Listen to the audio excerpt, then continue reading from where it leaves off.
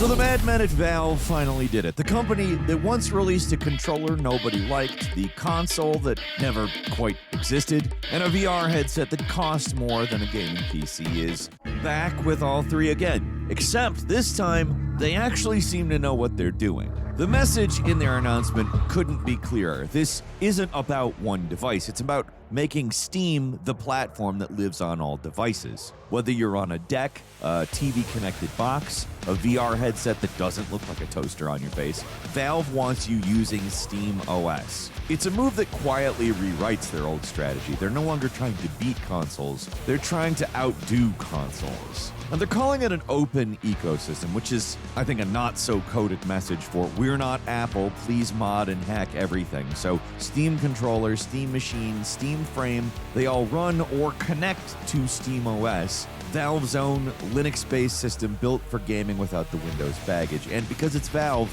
it still plays nice with your other gear, the Xbox controllers, the Razer mice, and whatever you manage to get Steam Remote Play going on.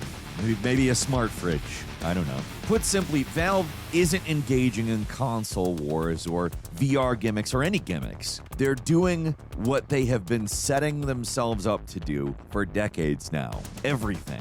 Steam is going to be on your desk, on your couch, and in your face. Hi folks, it's Falcon, and today on gameranx, everything you need to know about Steam hardware. So I think it's pretty obvious that all of this starts with the Steam Deck, Valve's first truly successful piece of gaming hardware. The original deck launched back in 2022, understanding something that only Nintendo was really understanding at the time. Handheld is in its prime.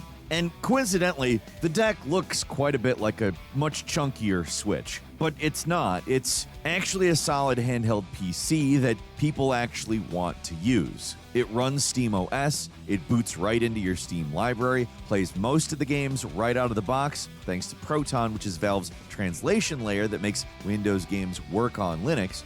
It's also not just portable, it's modular, moddable, and unapologetically a computer. People started swapping SSDs, they would 3D print stands, they would replace the sticks with other stuff, and Valve didn't just allow it, they encouraged it, which is the thing that separated them from Nintendo, aside from the fact that you can play much more AAA-style games on it than a original Nintendo Switch. Nintendo doesn't want you doing anything to their stuff. They want you turning it on and playing games. Valve said, you do whatever the hell you want with this thing.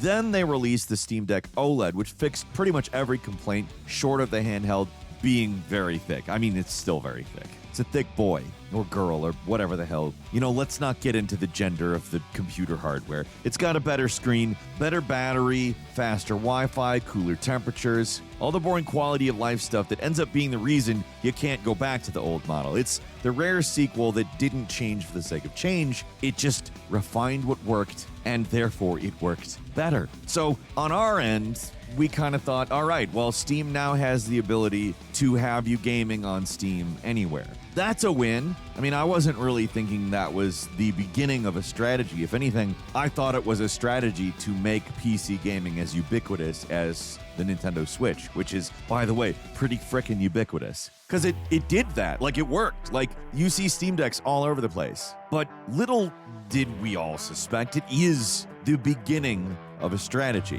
one built entirely on the foundation of the Steam Deck. The same interface, the same Linux base, the controls, the input mapping, the new hardware, none of it replaces the deck. It extends the deck. And that's pretty frickin' exciting. Like, you remember the old Steam controller? Was not something to be excited about. It looked like if you made the Sega Saturn controller much worse because it had unidentifiable nonsense on it. But again, the Steam Deck is serving as the foundation. But I think this is probably the easiest example for how the Steam Deck is serving as the foundation going forward. The new Steam controller takes basically everything people like about the deck's grip, feel, and controls and just gets rid of the screen. You got the trackpads, the gyro aiming, the back buttons, those nice magnetic thumbsticks that Valve swears will not drift. The specific tech is called tunneling magneto-resistance, TMR for short. I don't know what the hell that is, other than magnets, and the thing's engineered pretty nice. It's a very Valve controller at this point.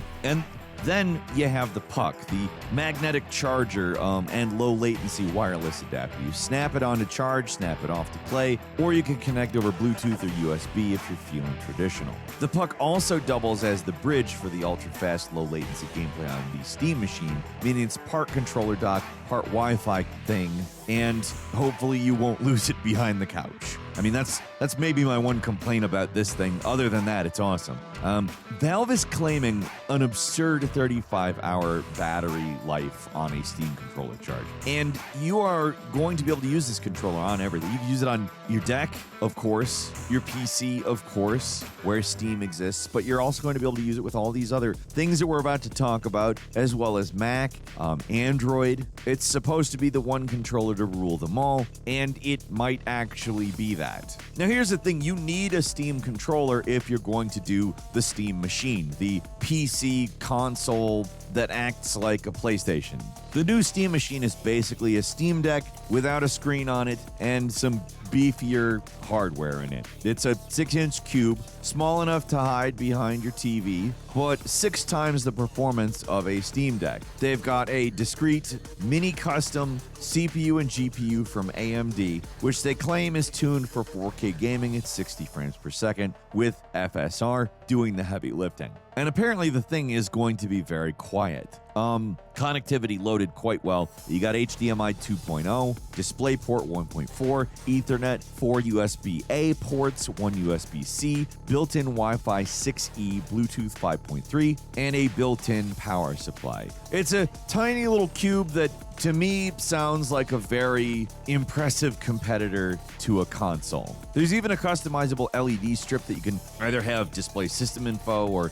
you can have it pulse with custom light stuff. It's actually pretty cool. And again, we're talking about Valve essentially taking the handheld deck experience to your TV, which I don't know if you've ever tried remote play on the TV. I have many, many times. Other than the tiny bit of latency that is inevitable with any remote play, it works really well on TV. The interface is great for TV browsing. Honestly, this is something I've been hoping that they would do for a while. I did not expect them to put something that was 6 times as powerful as the deck out as this. I didn't expect the Steam machine to be this close and yet this much further ahead from the deck. I like it. I think it's great. If it launches at a reasonable price, I cannot imagine gaming with something else other than my big PC. On my TV, it's going to be that. Anywhere else is going to be my deck. I mean, they've literally just set up the ultimate checkmate here. But it's not just that they're pretty much taking over what we all know as the mainstream video game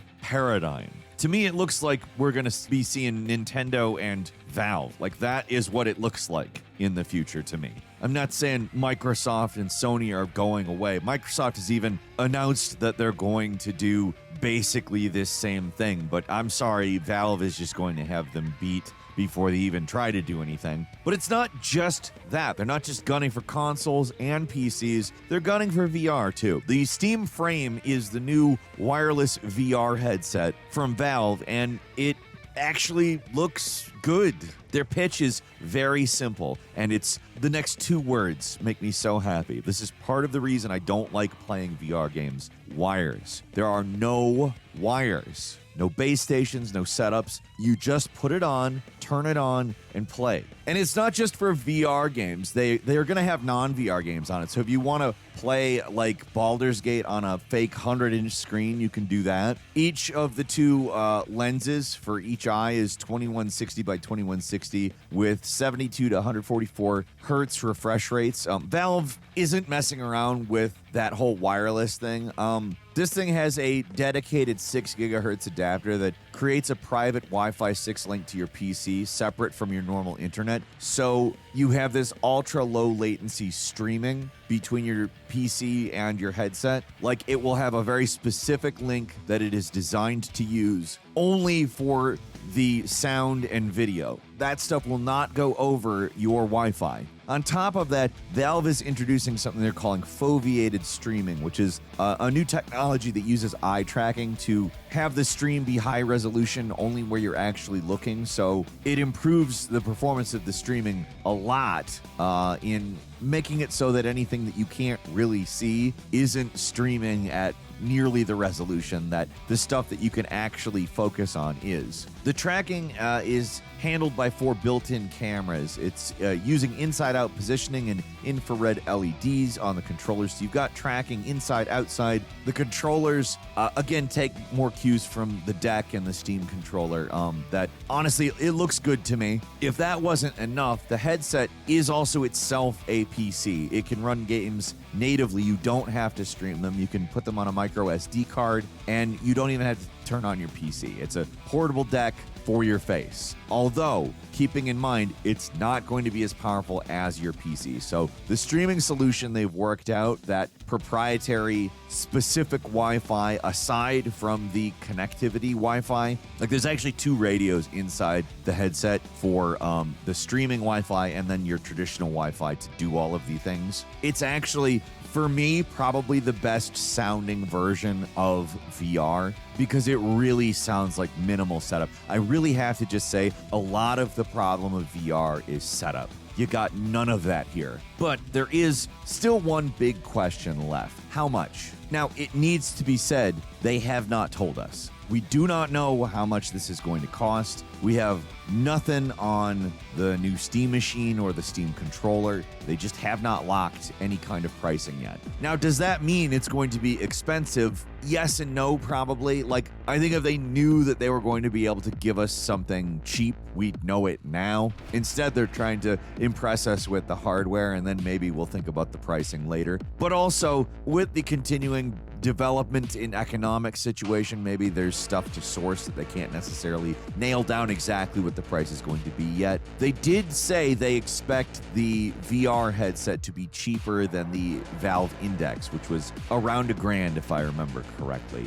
They said less than that. That's good because, to be frank, I don't want to spend another $1,000 on another damn VR helmet, even one that looks like it has all of the convenience of this one. So ultimately, we don't know much about pricing, and we don't know much about the exact date. Like, this is 2026 stuff, but like, when exactly is that going to be? I can't imagine super long. I don't think that they think that they're gonna hype this for a year and release it next holiday season or something. I don't think we're doing that. I think we'll probably see early 2026. That's been kind of an indicated timing, and I would guess that that's about when we'll find out the pricing as well. So aside from that little piece of information we don't know, we do know that Valve has decided to get really serious about hardware. This is a full lineup. They've all got like decent names: the deck, the controller, the machine, the frame. They aren't competing with each other. They're all gateways to an ecosystem that we already know is good. Steam is easily the best marketplace. There's a reason why it's ahead of everybody else. Do I like every practice that Steam engages in? No, but they do the thing better than everybody else. And now you're going to have Steam on the go with the deck, you're going to have it on the couch with the machine, or in your own little world with the frame. And you got a controller that ties everything together. And I think if they price all this stuff fairly, they're about to clean the hell up. I like to brag about how when everybody out there was saying the Nintendo Switch won't work, I was on record. Like, go back to the original Switch reaction video. I was one of the few people who was saying this is going to do really well. I believe this is also going to do really well because this takes the type of gaming that the Switch really can't handle, traditionally speaking, PC beefy ass big boy gaming, and makes it so you can do it literally everywhere. If, again, the price is right, it's a winner. But what do you think? Leave us a comment, let us know. If you like this video, click like. If you're not subscribed, now's a great time to do so. We upload brand new videos every day of the week. Best way to see them first is, of course, a subscription, so click subscribe. Don't forget to enable notifications, and as always, we thank you very much for watching this video. I'm Falcon. We'll see you next time right here on gameranx.